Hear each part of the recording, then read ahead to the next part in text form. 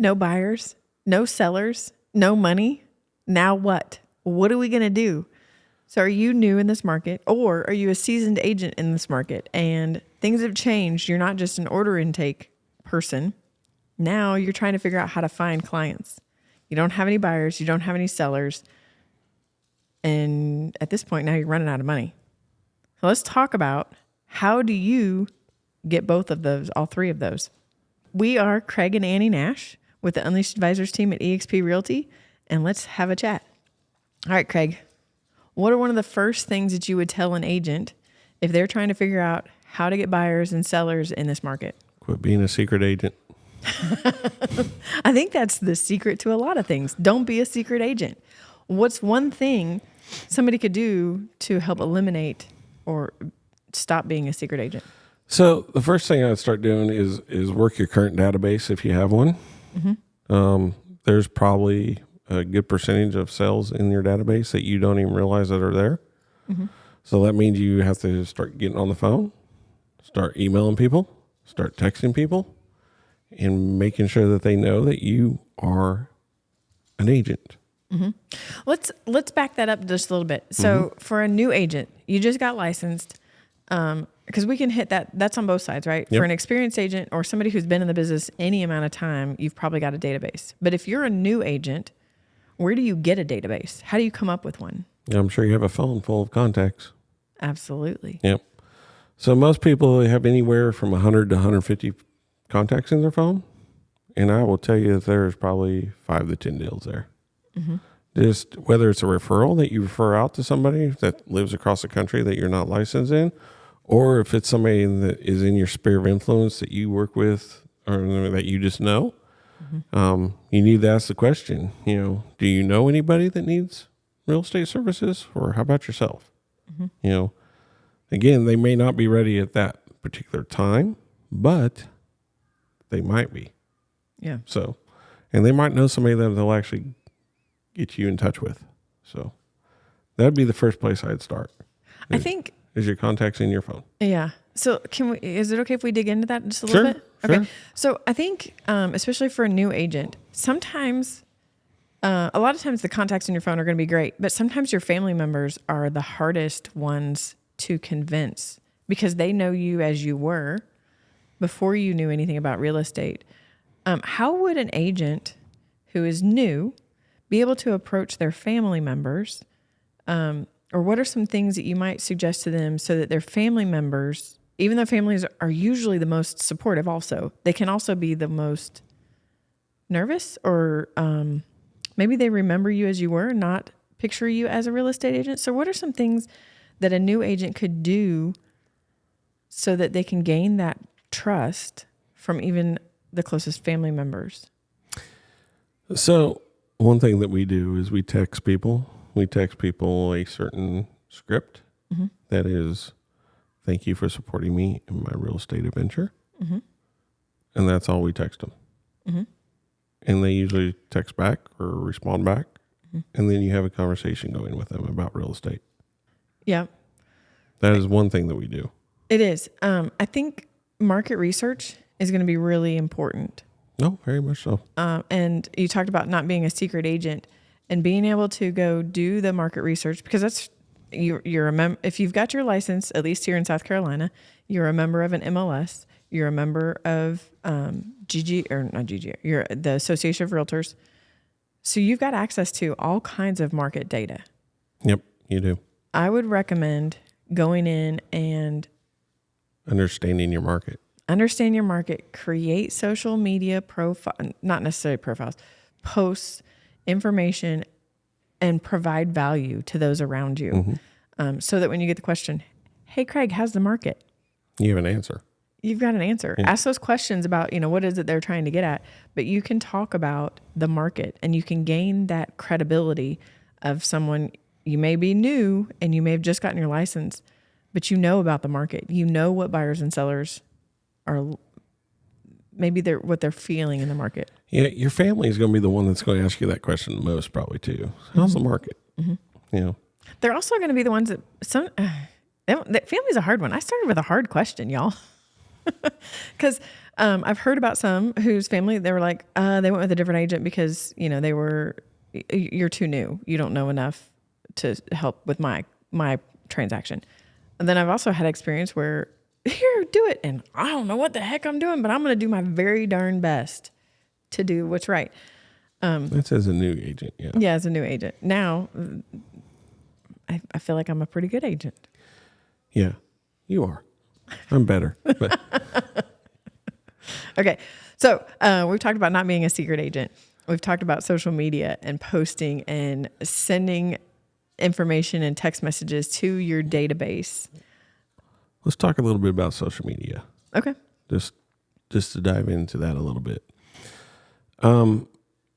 So social media could be anywhere from LinkedIn to Facebook to Instagram to Twitter. They're all out there. TikTok, Yep. X, whatever. Yeah, I guess Twitter's X now. So It is. So, yeah. So that just shows you I'm old school. But, but anyway, it is very important that you are being consistent on your social media post. Mm-hmm. Whatever you do, be consistent and present yourself professionally as an expert. And then also, make sure you do it pretty much the same across the board as far as social media goes. One social media post should not look drastically different than the other social media platform. So that way they're seeing your professional over and over and over again, and they're understanding who you are. Okay. Because there's a lot of, people are going to Google you, and they're going to look at you, and then they're going to see all these things about you. Like if you have like a Realtor.com account, if you have a Homes.com account, if you have a Zillow account, all those need to look very similar. Mm-hmm. So that's really for a more, not seasoned agent, but an agent to, as even new agents, as you're going along, making sure that, I understand what you're saying now. Because at first I was like, what are you talking about? But even down to the profile picture that you put in each place. So when somebody Googles you, because Google is the most used search engine out there, I think, and they pull up your LinkedIn, your Facebook, your Instagram, your Be Real, your whatever it is, your picture at least looks somewhat similar. Not one from 10 years ago to, Not a glamour shot from 1980? I don't have one of those. I was too little at 1980. But exactly. So you look, they can find you. Yeah, and it looks consistent across the board. Yeah, I agree with that. It just looks more professional. Yeah, it does. I agree. The other thing you need to make sure of is that it says the correct brokerage. Yes, very much so. I remember when I first joined, going through and Googling other people and be like, hey, do you know that your profile says you're with somebody else? They don't like that too well. Yeah. But that's important because if you're not doing it for yourself, your clients are, or your potential clients are, and they may be like, so who do you work for? Yeah. Yeah. Are you confused about your identity? Yeah. So is there anything else to add about not being a secret agent and social media use? So there's also what I call a 3-foot rule. If somebody gets within 3 foot of you, you better introduce yourself to them as a realtor. Mm-hmm. This is one of the things that in another video, you'll have to go back and find it, but we talk about the number of contacts and how you talk to people. And for me, I like talking to people. We go to the grocery store and I'm talking you and Madison. I think for a long time, I drove you crazy because somebody was in front of me. If they looked at me, I was talking to them. And Madison, I know, would be mortified. And this was before I was a real estate agent. Yeah, it's a mindset thing too, that you have to actually physically go out of your way to talk to somebody. It depends on your personality. Yeah. But yeah. Yeah, and actually hand them a business card or get their information and then call them and follow up. But it's an interesting process that again, it's a mindset thing where you have to change your perspective on who's standing in front of you. They're a potential client. Mm-hmm. So treat them that way. Yeah. So I love talking to people too. And I find it entertaining to talk to people. So, Yeah. I don't have a problem, hey, how are you doing today? Or something like that. Just to start the conversation. I can always bring it to real estate. So. Well, it was interesting. I was at lunch the other day, and our waitress was talking talking about real estate because she was interested in purchasing a house in the next 6 months to the table next to me. And so when she came back by, I was like, "So I hear you might be buying a house." Yeah. So just having your ears open. Yeah. Keep your ears and eyes open To those around you. Yeah. Yep. Because there's an opportunity, and you might not work for everybody, but Nope. if they don't know it, you won't. If you don't ask the question, you're not going to get an answer. So Yeah, that's true. All right. So, I don't have any listings, but, well, I do right now, but so let's pretend our question is no listings, no buyers. No. So I don't have any listings right now. What do I do to get listings? What is one way that an agent could go about obtaining some listings? I'm going to be funny here. Okay. So this is not serious. I don't want you going to act like a homeless person and go, let me list your house on the side of the Please road. don't do that. But that, No, that's a terrible idea. That's a terrible idea. Okay. So no, I'm just being funny. The most important way to get a listing is why don't you start farming the neighborhood? Reaching out to people that are in that neighborhood. Go door knock. That's tough. Go door knock. I have a story about door knocking. When I worked at Edward Jones, it was required of us to door knock 25 doors a day. Okay. And you were to door knock 25, get the contact, get their information, stuff like that. The first door I ever door knocked, the guy opened his door, took my little brochure, ripped it up and threw it at my feet and slammed the door in my face. I was like, well, can't get any worse than that. So it didn't. But then the cool thing about it, here's my personality, is that every time I had a big sale, I went back and door knocked that dude.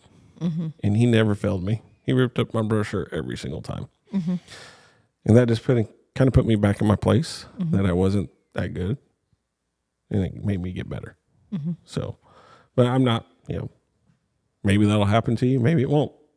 But it doesn't hurt to go door knock neighborhoods and just introduce yourself and just talk to people. Yeah. So one of the ways that I go about doing that, because I have a hard time just walking up to somebody like, I want to list your house. But what I can do, what's easy for me and fits my personality a little better than that, I love open houses. And before an open house, I'll create little flyers and I'll go to all the neighbors and door knock them. And I'm not asking to sell their house, but I am inviting them to the open house. And if the conversation goes beyond, oh, thanks. Hey, no, this is something that I do for all of my clients. If you're interested or you want the value of your home, I'd be happy to run those numbers for you. And it starts the conversation. They've got a piece of paper from me that says, and hopefully they'll show up to the open house. Sometimes they do, sometimes they don't. Usually they don't, but it gives me the opportunity to talk to somebody else, to have that conversation, and it just starts the ball rolling. Because, and we can talk more about open houses. I love open houses. Yeah. Let's go back to a little bit about the door knocking bit. Okay, yeah. So when door knocking is challenging for people because people don't like that. Well, yeah, you run into, at least for me, the signs of the neighborhood that say no soliciting. That's fine. How do you get past that? So you're not really soliciting, you're just providing value and just giving them information. Yep. Okay. You're just introducing yourself. The one thing I found out about farming neighborhoods is that there was some studies done a while back that, people will actually, they did a survey, who would be the realtor that you would use in this neighborhood? Oh, yeah. And they all had their particular realtor that they used. But what happened was these people created a false realtor and started mailing out mailers to this neighborhood consistently. And guess what? When they went back and surveyed them again, everybody said the false realtor because that's who they knew. Right. So it's interesting how becoming top of mind, even in the event of a false, and this was a study, so I don't recommend you go out and do this because it's not legal. But let's not do illegal things. But being able to become top of mind is important, and that will help you gain more clients, whether they're buyers or sellers. It helps get your name out there. So one of those ways are door knocking and handing out information. And it can be, there's lots of information you could hand out to people. Give a recipe to them. Yeah. And it doesn't have to be expensive. So one of the topics is, no listings, no sellers, no buyers, no money. We spend a lot of money in this business.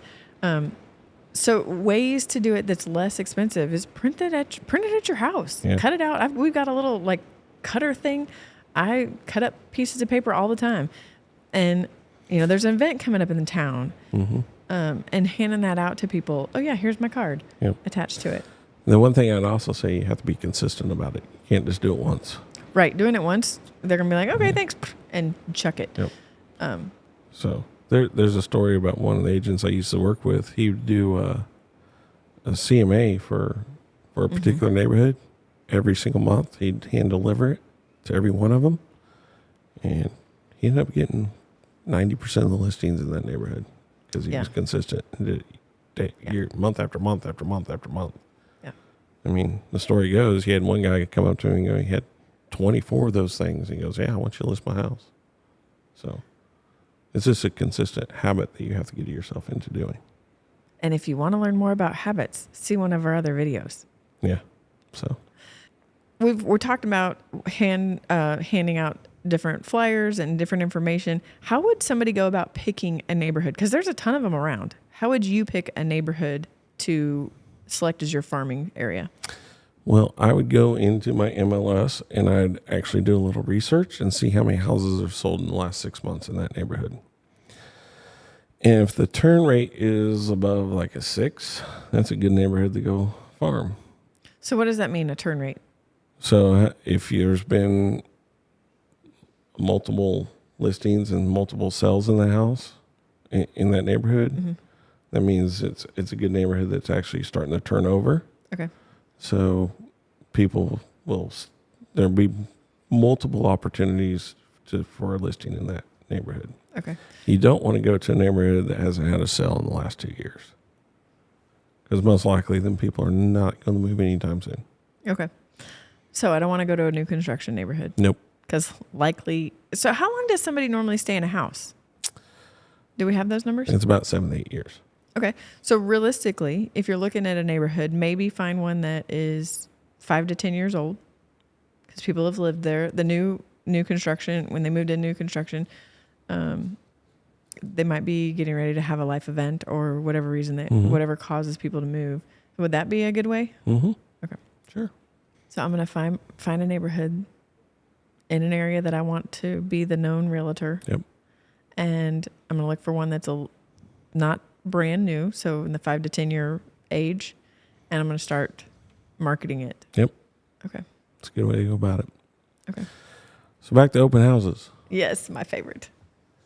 So what do we do for open houses? So if you're watching this video, you may not have any listings to host an open house, but at EXP, what we are allowed to do is you can host an open house at another EXP listing as long as you have approval from the listing agent as well as the sellers. But what I do to choose that open house, to choose a location, is I want a location that's going to be highly desirable. It fits who my ideal client is. So it's the price range and the family, or not family, but the clients that I want to work with in the location. And not just by town or where, but the house also for me, when I choose one, it needs to be an area that gets good traffic, but I prefer not to do the first house in a neighborhood because those are hard to sell. And if I'm choosing to do an open house, I'm choosing a house that's a little bit easier to sell because I want people to come in and talk to me. Yes, I absolutely want to sell that house. But for me, and what you're looking for is to get more leads. You want to talk to people that are in the market. And I want to be able to we've got, how many signs do we have? 30. We have 30 signs that we put out at an open house to draw people in and get as much traffic in there as I can, because I want to have as many conversations as I can. I also want to pick a neighborhood that I can, like we talked about door knocking, I can go door knock and meet the neighbors, and maybe one of those other neighbors want to sell, or they know somebody that wants to get into their neighborhood. And sometimes these houses that I choose for an open house, I used to really look and be like, oh, it's been on the market for more than 30 days. I don't want to do an open house. There's been enough people through it. Maybe they haven't. Yep. People that are coming in, the buyers coming into the market, maybe they haven't been looking for a long time. And this is the first time they've had the opportunity to get to that house. So to me, the days on market doesn't matter as much as the right location. Do you have any suggestions on how to choose an open house to host? Location's the biggest one for me, because I like putting out 30 signs. I want to be able to put them out at busy intersections to guide people to the open house. And I want to make it visible. So, and easy to find for people. So it's not a case of where they have to hunt for the open house. Yeah. So that's my biggest one. So, but yeah, our open houses, some of our biggest clients have come from open houses. Yes, and definitely some of our best clients. Yes, for sure. Yeah, I think some of mine, we've done multiple deals with them. Yeah. So it's a good way to kickstart your business. Yeah. Especially in this market. So let's talk about some social media stuff that you can do outside or just post. So one thing that we do is we run funnels. So what's a funnel, Mr. Nash? So a funnel is an advertisement for property. Okay. It could be a property picture. It could be new construction. It could be just listed properties. It could be the reduced price properties. It could be an open house property. We run those on Facebook, Instagram. We even do some Google ones. So what happens with those funnels is it costs a little bit of money, but it's pretty cheap. And we run those funnels, and then somebody clicks on that ad, and they get dropped into our KB Core, our back office system, and all the automated processes go into place. So they're getting text, they're getting email, they're getting followed up with a phone call, and we go from there. So let's talk about this just a little bit, because we have recently taught our team, well, we've been teaching them, but we've recently had a lot of engagement now with teaching our team how to create their own funnels so they can start getting their own leads. And one of the things that came out, every Monday we have a team meeting, whether it's in person or virtually. This one happened to be in person, but this couple that has started doing their own funnels, they've really provided a lot of, I would say, reinforcement to the guidance that we've been telling. But the follow-up is key. Can you talk a little bit about follow-up so you're running funnels, you're paying for these ads, essentially. They're dropping into, for us, the way we do it, they're dropping into our system, and then the automation starts. But there's something that's more important, I think, than the automation. Do you have any suggestions? Yeah, you better call them. Yeah. You better call. You better call. You better call. Right, because somebody who's clicked on that, they want that information. So if you're spending your hard-earned money. Here's the thing I've learned about funnels, though, is that they're not just clicking on your funnel. They're clicking on everybody's funnel.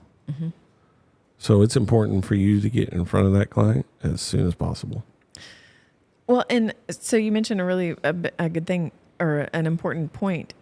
And I notice it on myself. When I click on an ad in Facebook or whatever, I start seeing multiple other ads similar to that one, maybe not that same company. So you're right. They're getting, if they've clicked on your picture, if they haven't yet, they're going to click on somebody else's. And so being that first one to respond and to be in conversation with them is important, because if you're not, somebody else will, because they're looking at something.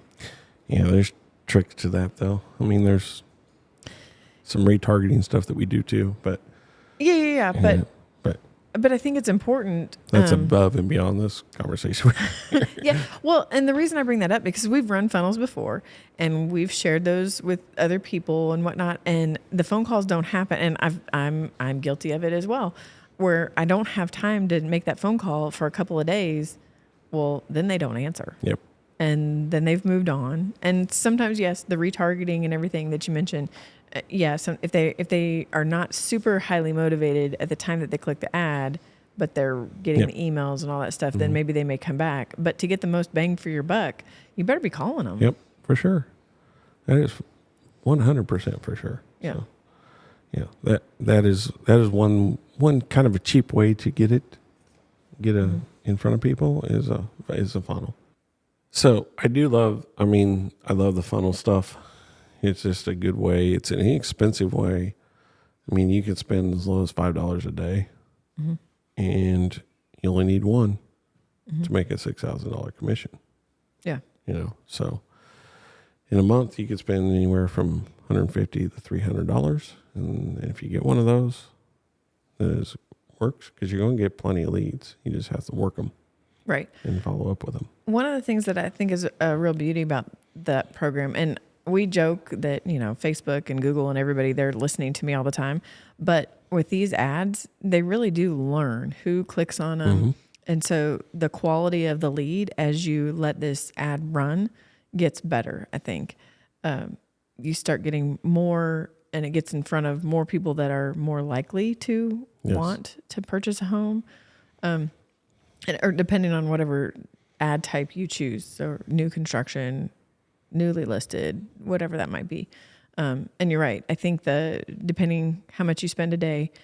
Again, it's a consistency issue. It is. But looking at the dollars, just dollars, I'm always about making sure that the money that I spend brings us in something, that it's well spent. And so, $150 to $300 to get, if you get one in a month, you've paid for it plus some. And so you're moving on to the next one. And granted, generally you don't get a lead and close in 30 days. It sometimes takes some time to get there. But I think you're right. Yeah, but you're going to get multiple leads on that. So it's not, absolutely. It's not just one. I mean, hopefully I guess I mean, you're not paying $150 to $300 for one lead, no. but you're paying that for one good lead, one that converts. Yeah. So if you can get 3 that convert, which is about average. Yeah. Yeah. That's basically about average. Yeah. So it's a good way to do it. Is there another way to do things? Yeah. So if you're a real estate agent and you've been doing much, you're probably getting text messages or emails or calls for all of these different lead gen opportunities, I guess. The way that they present themselves is, hey, are you accepting leads or referrals for a fee? I would warn you. There's a lot of them out there. There's a lot of great ones. I don't pay for anything up front. Yeah, I would say I'm not paying anything up front because I have done it in the past, and they turn out to not be what I'm looking for. Yeah, so going with a referral partner that's going to have you pay at closing instead of up front. I mean, they want you to get to closing because they don't have any money up front from you, so they're giving you stuff to get you to the closing table. So those I think would be the ones that I recommend the most. How about you? Do you have any that? Well, if you have no money, you're not doing Zillow, you're not doing Realtor.com, you're not doing the ones that are expensive. So right. That's for sure. But I do like the referral stuff because it does get you to a closing and it does get you some money in the pocket. Yeah, you're paying a referral fee, but you're making some money. Right. So I would rather pay a referral fee and have it than not have the deal. And you have a client that you can always ask for a referral. So referrals are great. That's a good way to do business. Those are some of my favorite because I've proven myself to somebody, one of my clients, and they trust me enough to refer me to their family, their friend, the neighbor down the street, whatever it might be. And that always makes me feel good. That is a lead made of gold. Yeah, those are my favorite. Yeah, very much so. Another way you can do things is that you can team up with one of your lenders or one of your partners and have them pay for your advertising. They might even pay for Zillow for you. So Now don't go telling everybody that. That's a secret. But you're right. Having your referral partners. So one of the things, especially new agents, that hopefully you've heard this, is to build your referral network, to build your preferred partners. And usually that's a lender. It's you're going to work with inspectors. You're going to have your list of contractors that will help your clients. But your lender is probably going to be one of your best friends. yeah. And they can't. I don't know. There's a lot of things that they can't do for us, but But they can definitely co-brand something with like a mailer Yeah. or something like that. And they'd be more than happy to do that with you. yeah, Most of them will. yeah. We have a lot of success with having a lender co-brand open houses with us to help because we're talking about ways to generate leads and to get buyers and sellers for the least amount of money and the least spend. Nothing is free. Even an open house is going to cost you a little bit of money because you've got to either have signs, maybe you can borrow them, go get the cheap ones, whatever it is. But you also you have to print out flyers. So you got to spend some time doing that. And your lender partner might have some really great ideas of some flyers, some snacks to have there. Because when they're successful, you're successful also. Yep. Or when you're successful and you use them, they're successful. So one thing I know we use our lenders for is holding events. Yeah. So we might do like a seminar for first-time home buyers or even like estate planning kind of stuff. Mm-hmm. So the lender or even the lawyer will partner with us in those situations where, if it's a first-time home buyer, it's a lender that's talking about mortgages and how to go through that whole process. And there's a whole slew of opportunities there, and you can do it for cheap. I mean, they're going to pay for the food and all that stuff usually, but you can go to like a public library where that space is free, or you can get your lender to pay for the space. So I'm sorry, lenders. So, well, at the end of the day though, this is all, we're all one big, community. yeah. We're one big organism. Not really, but we are one big community and we all work together. We all work together so that at the end of the day, the client has a new home or a different home, or they've sold their home. Yep. And it's important to have those relationships. So we work as closely together as we can to make it so that everybody survives, everybody does well, but it's because we're trying to add value to our clients. And I think you're talking about all these seminars and things like that we're trying to do and make sure that we get up and running, and hosting. But at the end of the day, one of my phrases I hate at the end of the day, but at the end of the day, we're trying to add value. Yeah. And that is the biggest thing. So when you can find ways to add value and you can have your client or your lender partners, your attorney partners, any of your partners help with that, everybody wins. Yep. The other thing I also recommend everybody doing as far as a referral partner goes, go talk to your lawn guy. Go talk to your cleaning lady. They will know who is moving. Oh, that's a good tip. I hadn't thought about that one. They will know who is moving. So get to know those people and add value to them, because you can give them referrals just as well as they give you referrals. So the other thing about that is that you can go out and start your own referral group. You can go get that cleaning lady. You can go get that lawn guy. You can go get that home inspector. You can go get that lender. You can go get that financial guy. You can go get that lawyer and have a own group and then start trading referrals with each other. The biggest one that does that now is B&I, but B&I is expensive, but there's no reason why you can't start your own group. That's really good. Yep. I like that, because that goes back to the discussion that we're all one big organization. We're all trying to achieve the same thing. So if we do it together, that's really good. I like that. Yep. Go talk to builders. Yes. Expand on that a little bit. So we have a pretty good working relationship with multiple builders in the community. So there are times when, they will clue us into stuff that's going on that we can present to people that might fit that profile. Yeah.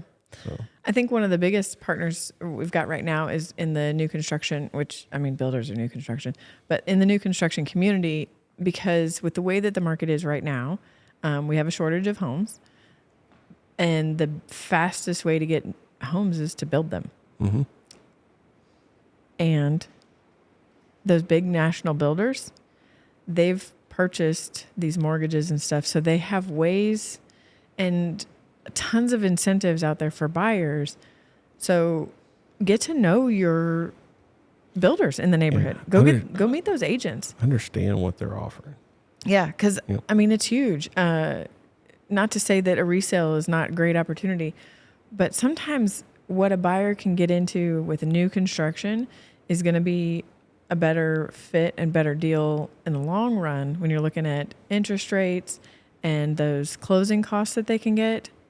Sometimes the other homes just, they're hard to compete. Yep. Very much so. Yeah. So, but that is a few of the things. One thing I'd also do, if you are struggling to where to go, what to do, you might join a team. Absolutely. I'm glad you brought that up. Why would somebody join a team? What are some of the benefits? Well, some teams will provide leads for you. Mm-hmm. So some, they might take a higher split from you, but some teams will provide leads. Mm-hmm. They'll provide training. Mm-hmm. They'll provide some education for you. They'll even give you opportunities. Yeah.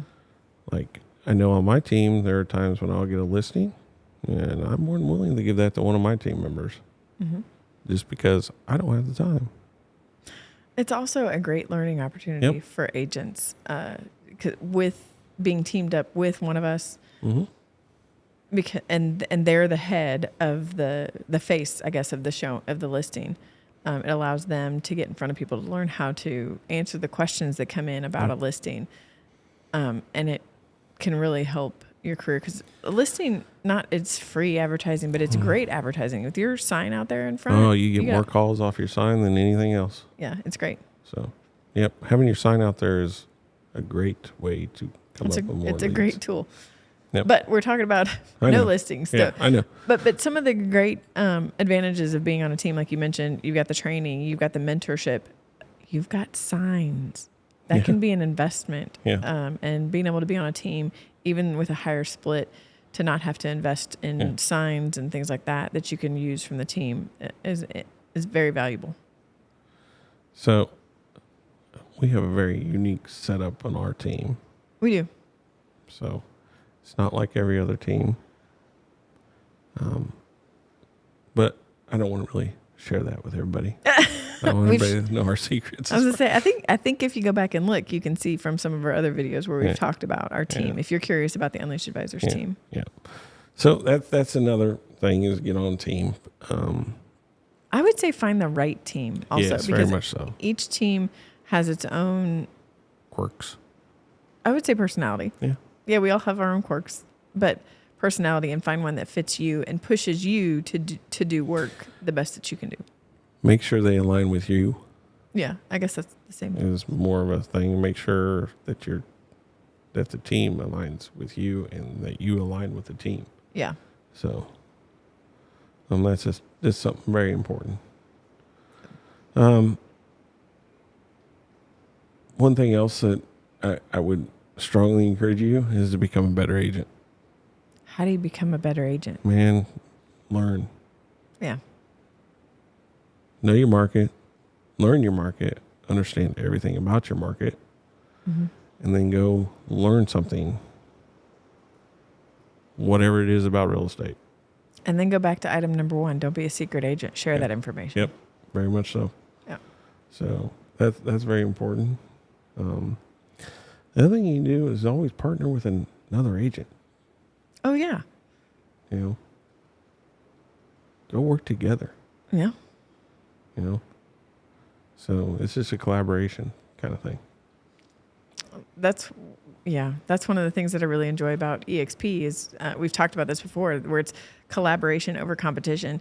And so teaming up with another agent, if you're not on a team, but you want to work with other people, you're going to find people that you mesh well with, that you've got similar values, you've got similar mindsets, and you can do stuff together. I think that's a great idea. So imagine yourself showing up to a listing appointment with 2 agents versus 1 agent.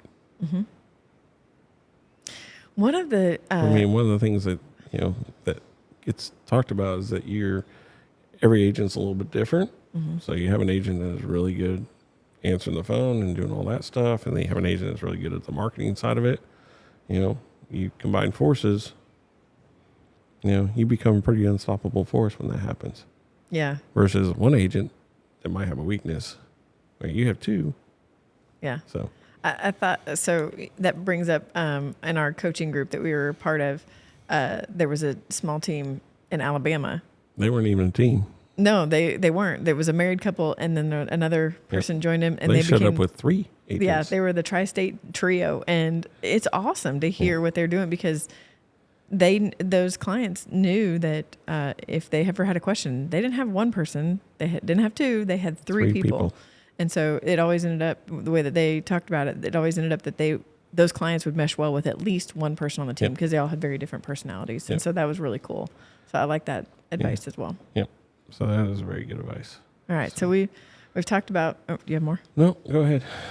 So we've talked about, no buyers, no sellers, no money. What are some things that you can do to grow your business? We've talked about don't be a secret agent. We've talked about learn more in the market. Run Facebook funnels or Instagram run funnels to get more leads. Partner up with your lender partners. Partner up with other agents. Join a team. Start your own referral group. Start a referral group. Do open houses. Host open houses. What else do we got? That's pretty much covered. Door knocking. Yeah. We've given you lots of tips. What else do you suggest? Or do you have a tip or trick that's worked really well for you that you can share with the rest of the community? Yep. Be cool to see what everybody has to say. I would love to see that. Yeah. So we are Craig and Annie Nash with the Unleashed Advisors team at eXp Realty. We're glad you joined us today. And as always, look out world, we are unleashed.